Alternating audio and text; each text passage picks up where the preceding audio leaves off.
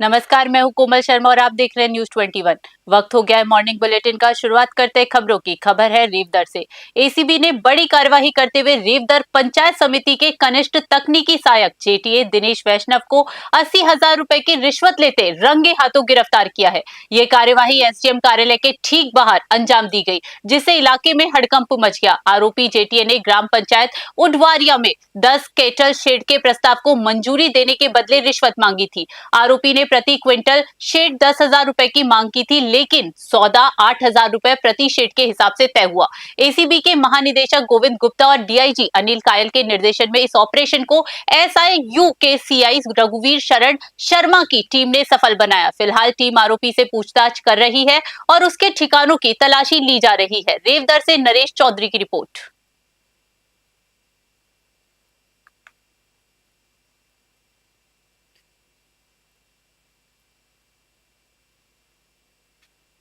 अजमेर के गंज थाना क्षेत्र में उस समय युद्ध जैसी स्थिति बन गई, जब एक प्रेमी जोड़े के लिव इन रिलेशनशिप को लेकर युवती के परिजनों ने थाने के बाहर जमकर उत्पात मचाया।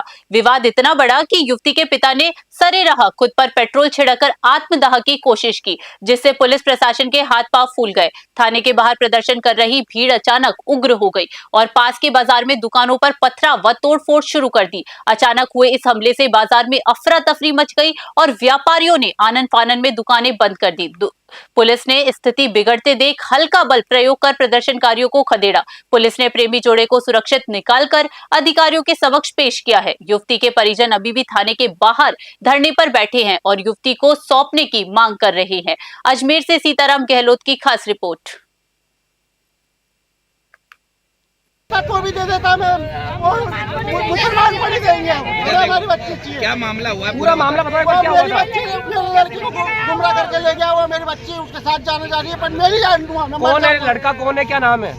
समीर नाम का है। वो कहाँ के रहने वाला है? सुजानगढ़ का रहने वाला है।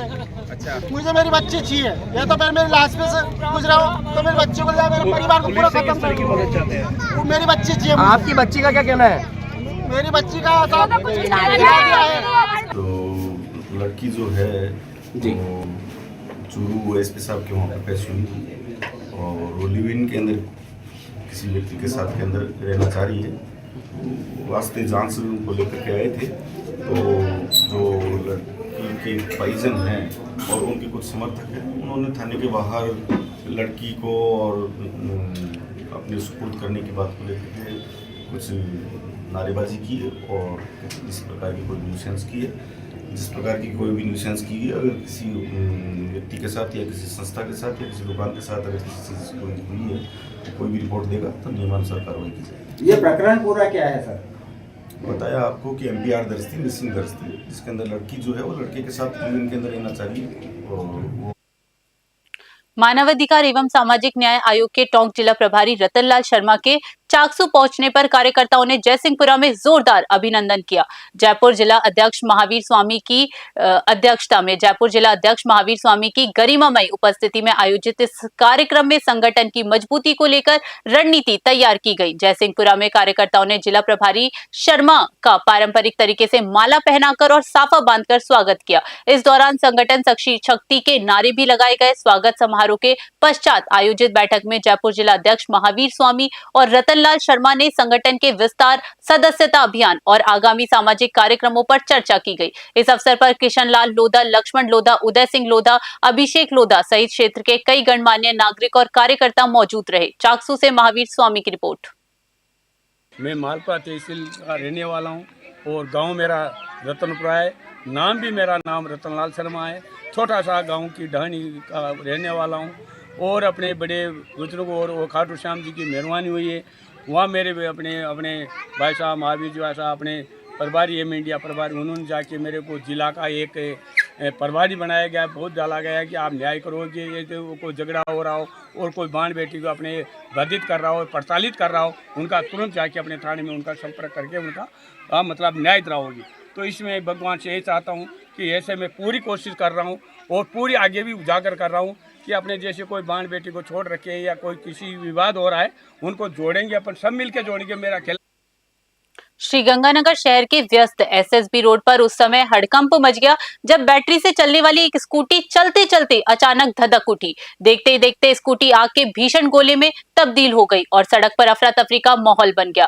प्रत्यक्षदर्शियों के अनुसार स्कूटी से पहले अचानक धुआं उठना शुरू हुआ और बैटरी से निकली चिंगारियों ने चंद सेकंड में विकराल रूप ले लिया। गनीमत रही कि आग भड़कते ही चालक तुरंत नीचे उतर गया, जिससे एक बड़ा हादसा टल गया। आसपास मौजूद लोगों ने रेत और पानी डालकर आग बुझाने का प्रयास किया, लेकिन तब तक स्कूटी पूरी तरह से जलकर खाक हो चुकी थी। ई वाहनों की बढ़ती संख्या के बीच इस घटना ने बैटरी सुरक्षा मानकों पर गंभीर सवाल खड़े कर दिए हैं। विशेषज्ञों का कहना है कि वाहन मालिकों को बैटरी की नियमित जांच करानी चाहिए ताकि शॉर्ट सर्किट जैसी घटनाओं से बचा जा सके। श्रीगंगानगर से राजेश भाटी की रिपोर्ट।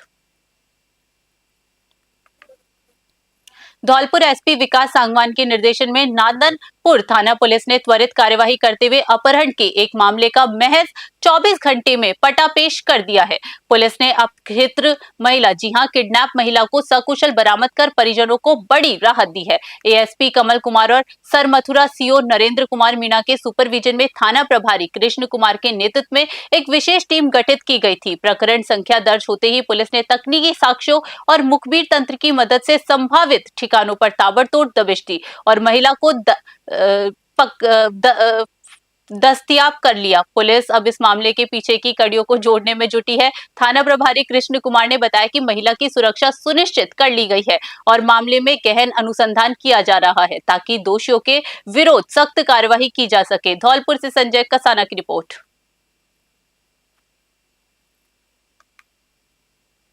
थाना पर एक प्रार्थी उपस्थित आया, उसने मुझसे कहा कि मेरी पत्नी का अपहरण हुआ है, जिस पर मुकदमा संख्या 23/26 पंजीबद्ध कर अधिकारियों श्रीमान एसपी साहब धौलपुर, एडीएफ साहब, सीओ सरमुता जी से संपर्क करके थाने स्तर की टीम गठित की गई, जिस पर संभव स्थानों पर दबिश दी गई, टेक्निकल साधनों का उपयोग किया गया और 24 घंटे से पूर्व ही उस महिला नागौर के निबड़ी चांद्रवता में विमुक्त घुमतू दलित अनुसूचित जाति की महिला मजदूरों के साथ हुई बर्बर मारपीट की घटना को लेकर आहोर में भारी आक्रोश देखा गया। बावरी समाज विकास संस्थान के बैनर तले समाज के लोगों ने सड़कों पर उतरकर विरोध प्रदर्शन किया और रैली निकालकर अपना विरोध दर्ज कराया। प्रदर्शनकारियों ने नायब तहसीलदार को मुख्यमंत्री के नाम ज्ञापन सौंपकर दोषियों की अविलंब गिरफ्तारी और सख्त कार्यवाही की मांग की है। समाज के प्रतिनिधियों ने बताया कि पिछले 11 दिनों से कुचेरा में बावरी समाज के लोग धरने पर बैठे हैं,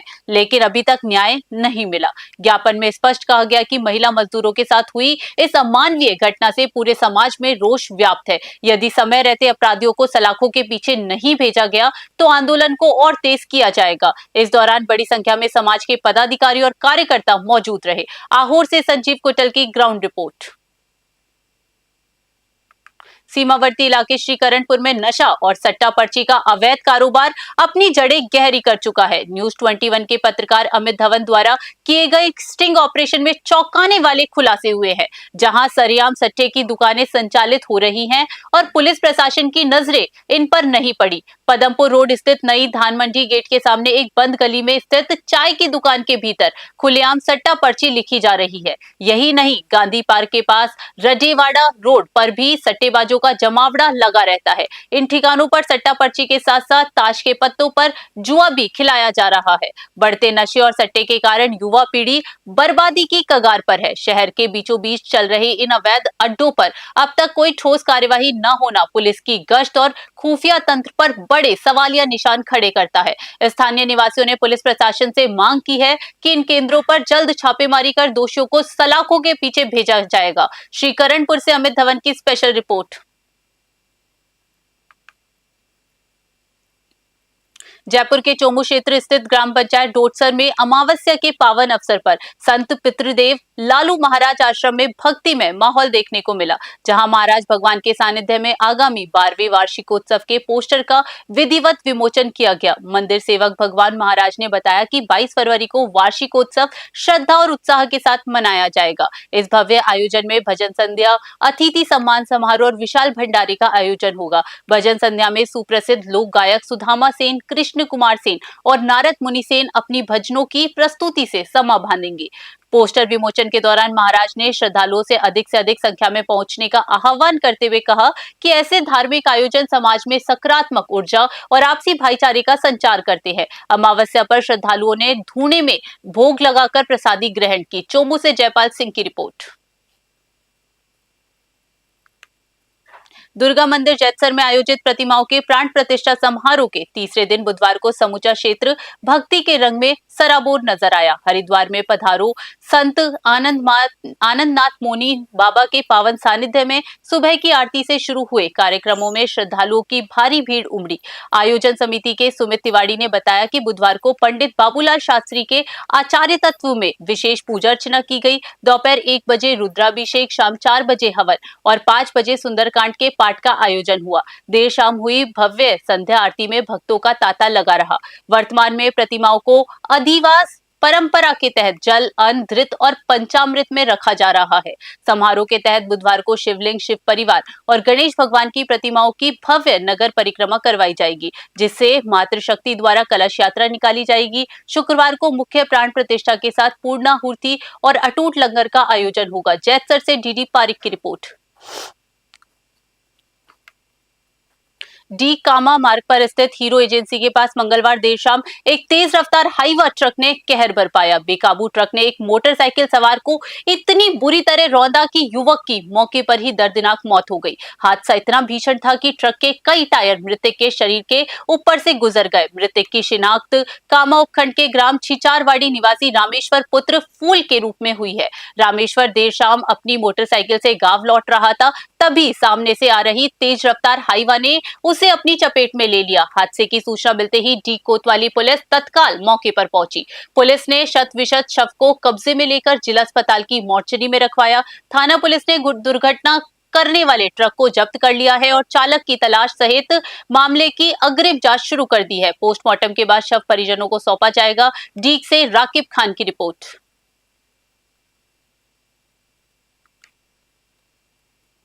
विजयनगर के यशनगर क्षेत्र में व्यवस्थाएं पूरी तरह पटरी से उतर गई हैं, जहां नाले की दीवार टूटने और पेयजल पाइपलाइन क्षतिग्रस्त होने से स्थानीय निवासियों का जीना मुहाल हो गया है। सड़कों पर बहते गंदे पानी और पेयजल किल्लत ने क्षेत्रवासियों की मुश्किलों को 2 गुना कर दिया है। स्थानीय निवासियों का आरोप है कि नाले में रिसता गंदा पानी रास्तों में जाम हो गया है, जिससे तीखी दुर्गंध और संक्रामक बीमारियों का खतरा बढ़ गया है।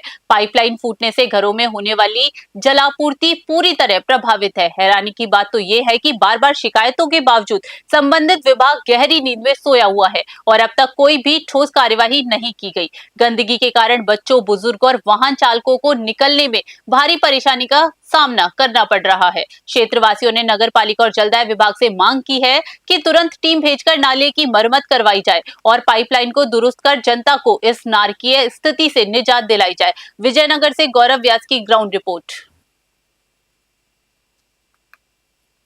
मैं इस वक्त मौजूद हूँ विजयनगर के यशनगर इलाके में, जहां नाला टूटा हुआ है और पाइपलाइन फूटी हुई है। सड़कों पर पानी बह रहा है, लोग पीने के लिए पानी के लिए तरस रहे हैं।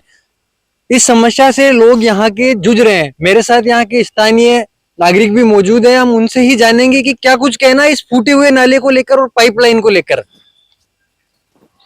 यशनगर में काफी समय से यह पाइपलाइन टूटी हुई है, जिसका पानी प्रतिदिन यहाँ से बाहर जा रहा है और पानी बहने के कारण मोहल्ले में जगह जगह मच्छर और बीमारियां फैल रही है। छोटे छोटे जो बच्चे बाहर खेलते हैं बीमार हो रहे हैं। साथ ही इस मोहल्ले में सबसे बड़ी समस्या नालियों की है। जैसे विजयनगर में विकास हो रहा है उस प्रकार से इस मोहल्ले का कोई विकास नहीं है। सड़कें जरूर बन गई है, लेकिन नालियां अभी तक किसी प्रकार की नहीं बनी है और आगे जो नाले हैं आगे जाकर के बंद हो रहे हैं, जिसके कारण पानी इकट्ठा हो जाता है और आसपास के घरों के पीछे इकट्ठा होने से मकानों में दरारें आ रही है, मकानों में नुकसान हो रहा है। आपने अभी तक संबंधित विभाग को इस बारे में अवगत कराया है? बिल्कुल, नगर पालिका में हमारे मोहल्ले वालों ने शिकायत दे रखी है इस संबंध में। साथ ही जलदाय विभाग में बार बार फोन के माध्यम से और सूचना भी दे रखी है, लिखित कंप्लेन भी दे रखी है। संबंधित विभाग को सूचना देने के बावजूद भी ये हालात है। अब देखना ये होगा कि विभाग किस तरह से कार्रवाई करता है। बारह भाजपा जिलाध्यक्ष नरेश सिंह सिकरवार, जी हां, नरेश सिंह सिकरवार के कार्यकाल का एक सफल वर्ष पूर्ण होने पर सांसद कार्यालय पर भारी उत्साह देखा गया। इस अवसर पर पार्टी पदाधिकारियों और कार्यकर्ताओं ने जिलाध्यक्ष का गर्मजोशी से स्वागत कर उनकी संगठनात्मक उपलब्धियों को सराहा। स्वागत समारोह के देर रात तक चलता रहा। कार्यकर्ताओं ने पुष्पहार पहनाकर, साफा बांधकर और मिठाई खिलाकर सीकरवार को शुभकामनाएं दी। इस दौरान भाजपा की एकजुटता और मजबूती का नजारा साफ दिखाई दिया। सम्मान से अभिभूत जिलाध्यक्ष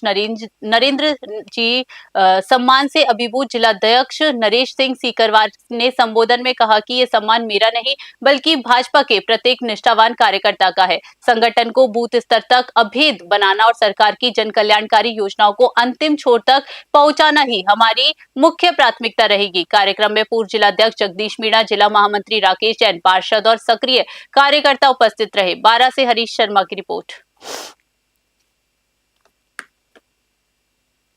मॉर्निंग बुलेटिन में फिलहाल के लिए इतना ही। देश दुनिया की बड़ी खबरों के लिए बने रहिए News 21 पे। नमस्कार।